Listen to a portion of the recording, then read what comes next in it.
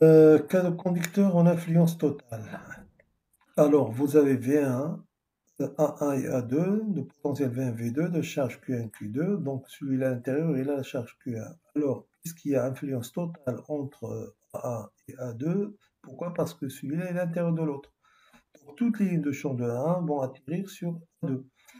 Alors, la charge intérieure de ce conducteur, ça veut dire Q2' doit être égale à moins Q1.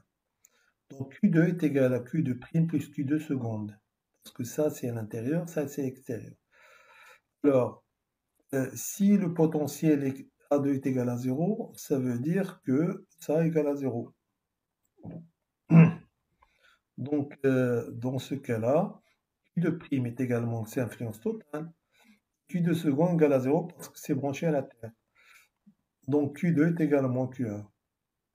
Donc on en déduit, donc à partir de la relation, de deuxième relation, Q2 est égal à C12 V1 moins, ça c'est 0.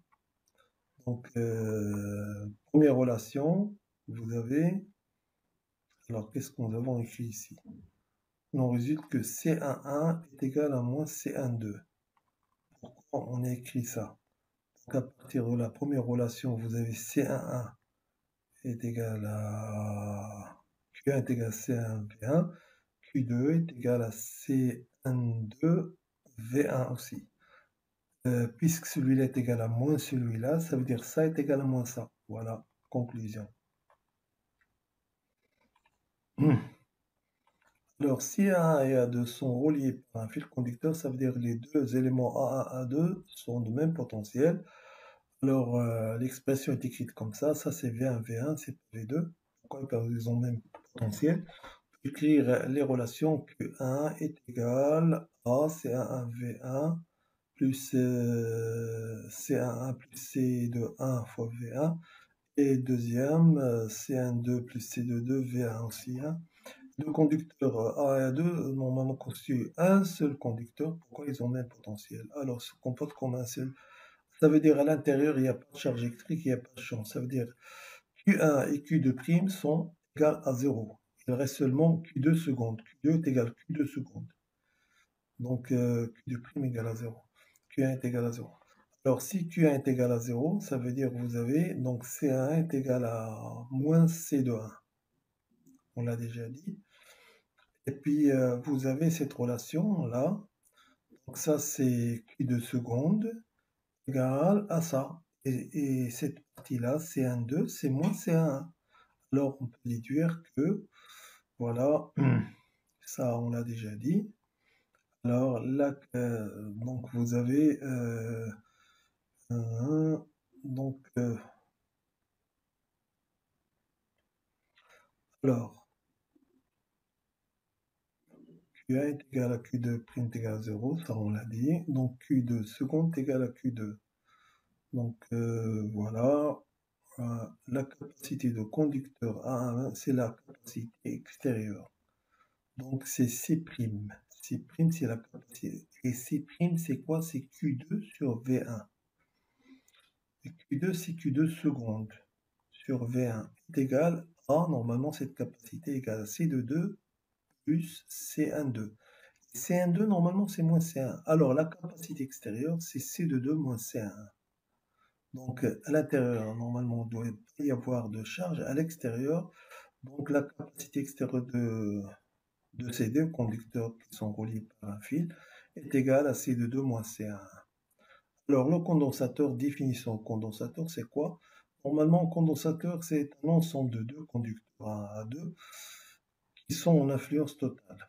Toutes les lignes de champ, sortant de A1, vont arrivent sur A2. C'est l'influence totale. D'accord? Alors, alors, dans le cas de deux conducteurs l'un à l'intérieur de l'autre, c'est-à-dire la charge intérieure, on l'appelle Q, c'est la charge du condensateur, et puis la capacité CA1, c'est la capacité C. Donc l'écriture de tout ce que nous avons écrit jusqu'à maintenant, donc CA1, c'est C, et CN2, c'est de 1, c'est moins C, et puis C de 2. Alors la capacité extérieure s'écrit maintenant C de 2 moins C, voilà.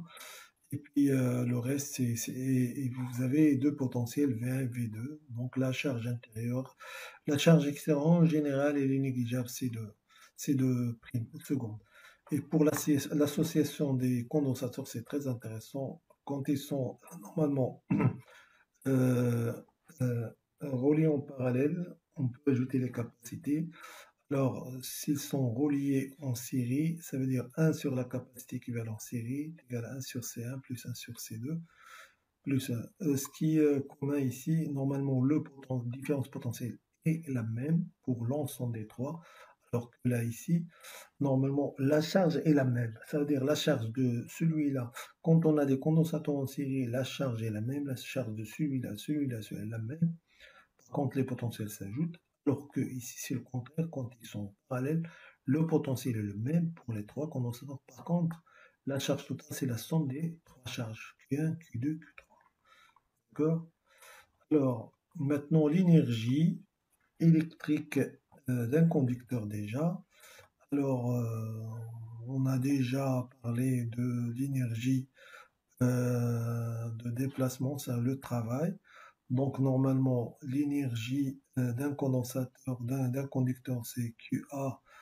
Le travail, c'est QA, Q de V1 moins VP. Donc c'est l'énergie, c'est la différence d'énergie potentielle. C'est le travail. Alors l'énergie pour ça veut dire deux charges électriques. Donc l'énergie potentielle de celui-là et de celui-là sont les mêmes. C'est pour cela, pour un système, on fait un demi. Donc l'énergie potentielle des deux charges est 1 demi de celui-là Q1 V1 plus 1 demi de Q2 V2. Et ceci peut normalement être généralisé pour un ensemble de conducteurs, c'est-à-dire un système de conducteurs. Donc c'est 1 demi fois la somme de QI VI. Ça, c'est l'énergie potentielle des conducteurs. Ça, c'est pour distribution de conducteurs. Donc, vous avez, comme ce que je viens d'écrire ici, c'est la somme de QI. Alors, on va appliquer ici pour le condensateur. Donc, c'est 1 demi Q1 V1 qui est à l'intérieur, moins 1 demi, ça veut dire Q V2, et plus la charge extérieure. Celle-là, on va la négliger par la suite. Pourquoi on va supposer que Q2 secondes est faible devant la charge principale Q. Alors, on peut écrire normalement l'énergie d'un condensateur, c'est 1 demi Q V1 moins V2. Et celle-là, on peut négliger, sauf si on ne le dit pas. Sachant que la charge Q seconde est égale à C', c'est la capacité extérieure fois V2. D'accord? Donc, on le dit ici, cette partie est négligeable. Donc, l'énergie potentielle, c'est 1 demi V1Q fois V1 fois V2. Donc, on va essayer de faire quelques exercices. Donc, on se prépare.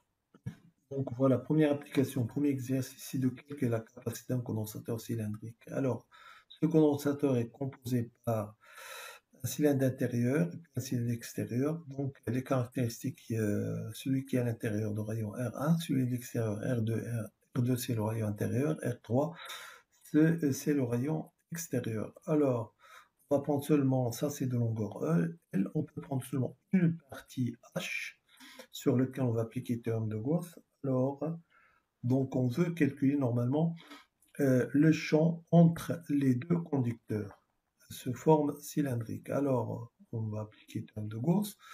Alors, sur SB1, SB2, normalement, sur les surfaces de la base, ici supérieur, inférieur, le flux égale à 0. Pourquoi? Parce que la surface et le champ sont perpendiculaires. Il reste seulement la surface latérale. Donc le flux sur la surface de Gauss sera réduit au flux sur la surface latérale. C'est l'intégrale de t de s, produit scalaire, qu'on va enlever le vecteur, pourquoi ils sont collinéaires, et puis puisque le champ est radial, constant sur la surface latérale, on va le faire sortir. Il va rester ici l'intégrale sur d de s, c'est-à-dire de la surface latérale. C'est la surface latérale, donc SL fois E. Et puis SL c'est quoi? C'est le périmètre du cylindre fois la hauteur, donc 2pi r. R c'est la distance entre le centre et la surface latérale. 2pi r h fois E.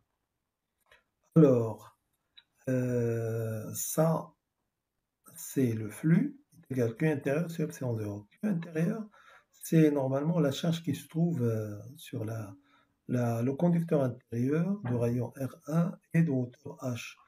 Alors, on va écrire que Q intérieur, c'est quoi? C'est Q1 sur epsilon 0. Et Q1, c'est quoi?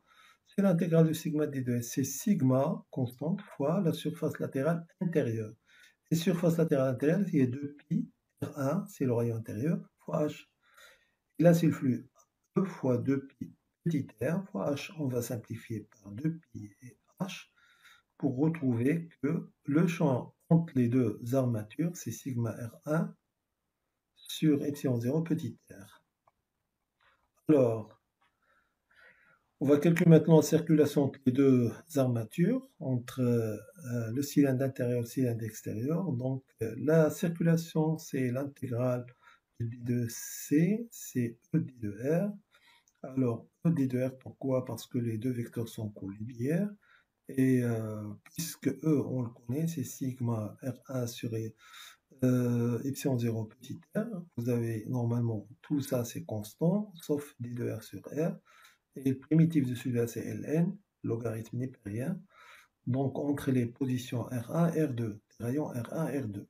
Donc, ce qui donne sigma R1 sur ça, c'est la circulation. Ln de R2 moins Ln de R1.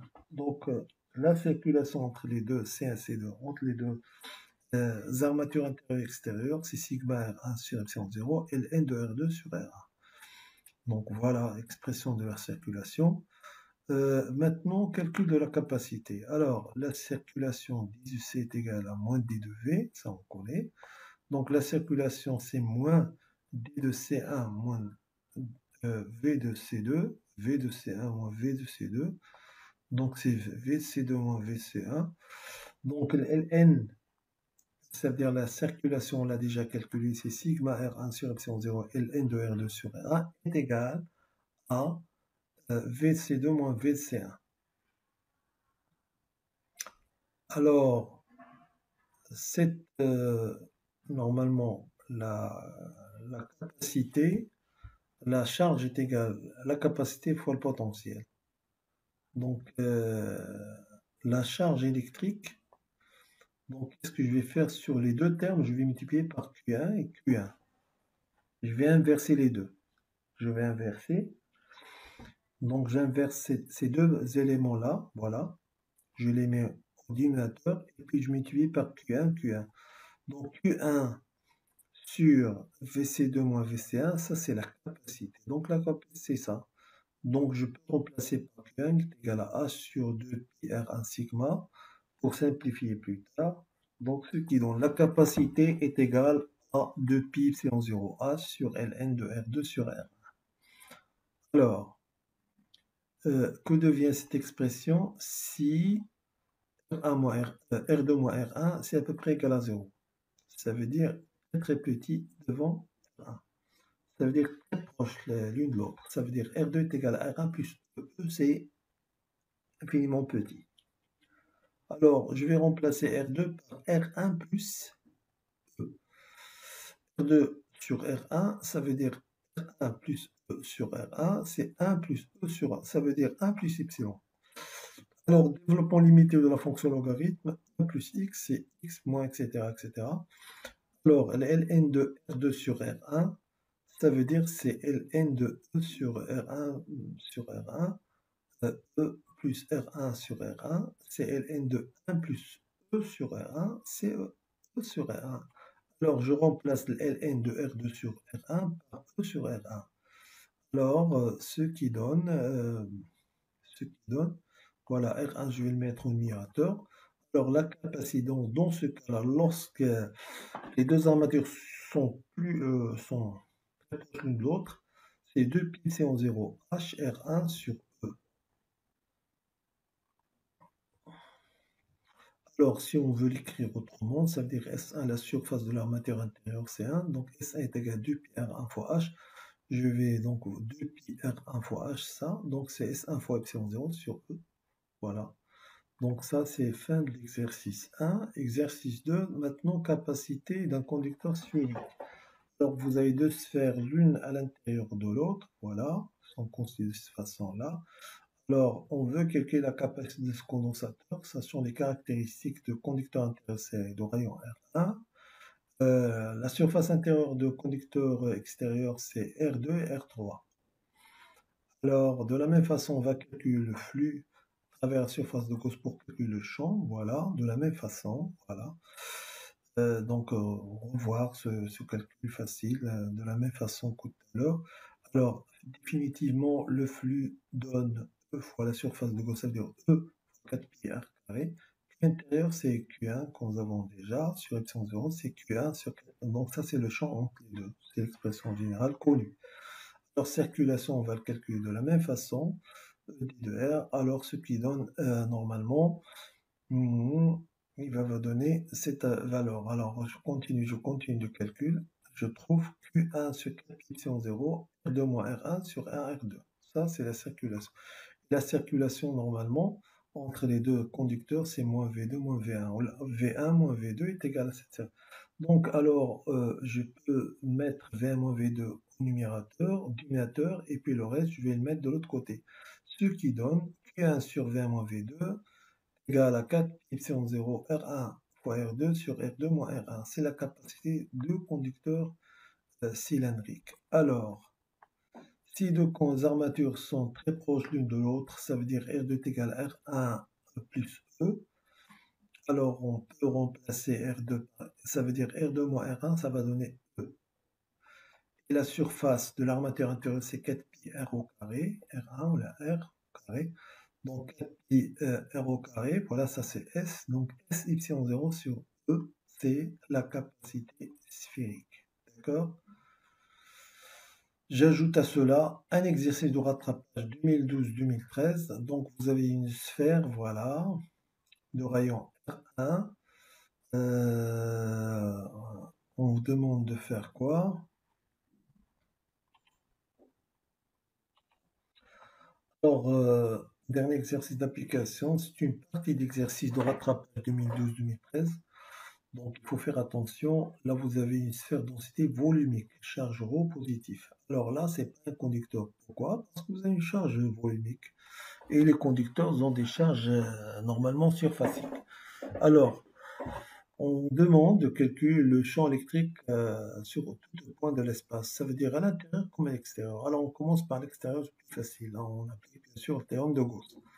Alors, vous avez habituellement le flux, c'est l'intégrale sur la surface de Gauss que j'ai dessiné en pointillé ici, donc un petit r plus grand que R1, est égal à Q intérieur sur epsilon 0. Donc, l'intégrale de E d de S, on va enlever le vecteur. Pourquoi elles sont collinéaires? Alors, E, je vais le mettre à l'extérieur parce que les radiales, pourquoi ça veut dire radial? Ça veut dire que sur toute la surface de Gauss, vous avez la même valeur. On ne dépend que de petit r. En constant, je mets à l'extérieur. Alors, l'intégrale d de S sur surface de Gauss, c'est SG. Donc, E 4pi r au carré est égal à la charge intérieure, c'est le volume multiplié par ρ. Volume, c'est 4 tiers pi R1 à la puissance 3 ρ sur epsilon 0. Alors, si R est positif, ça veut dire supérieur que R1, R1 petit r supérieur que R1, alors le champ est égal à ça. Alors maintenant, si R est inférieur que R1, alors on va faire la même chose. On va trouver que normalement, au lieu d'écrire R1, grand R1, on va écrire petit r à la puissance 3. Alors si on simplifie, on va garder ρ fois petit r sur 3,0. Voilà.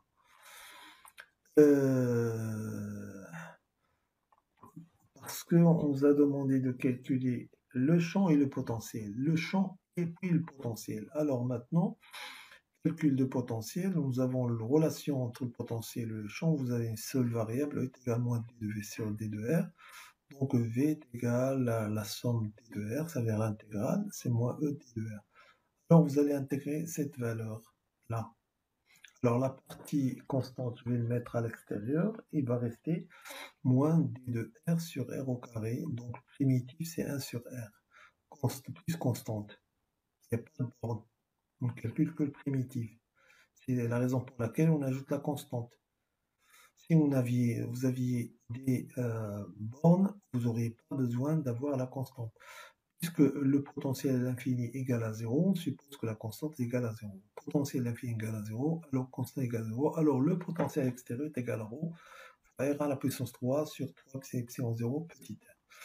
Alors à l'intérieur, en surface, on peut écrire ça. Alors, en surface, ça veut dire remplacer le petit r par grand R1, alors ce qui donne R au carré, R1 au carré. Voilà, en surface.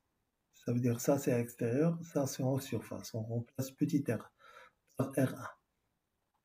Alors à l'intérieur, on fait la même chose.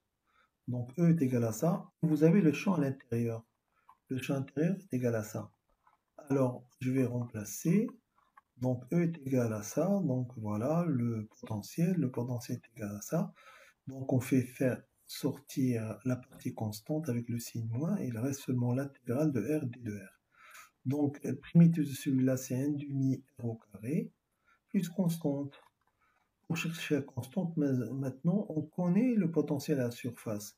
Donc, V de R1 est égal à ρ R1 au carré sur 3 epsilon 0 est égal à cette expression. On remplace petit r par R1 plus constante. Alors, si on modifie, ça veut dire on fait déplacer cette partie de l'autre côté de l'égalité. Donc, on déduit la constante.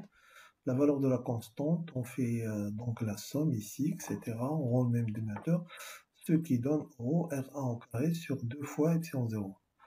Alors le potentiel au point R à l'intérieur est égal à moins ρ R au carré sur 6 epsilon 0 plus cette valeur de la constante. Voilà. Donc si on factorise par sigma ρ sur 6 epsilon 0, donc un facteur de 3R1 au carré moins petit r au carré. Ça, c'est le potentiel à l'intérieur. Donc voilà, ça c'est une partie de l'exercice. Donc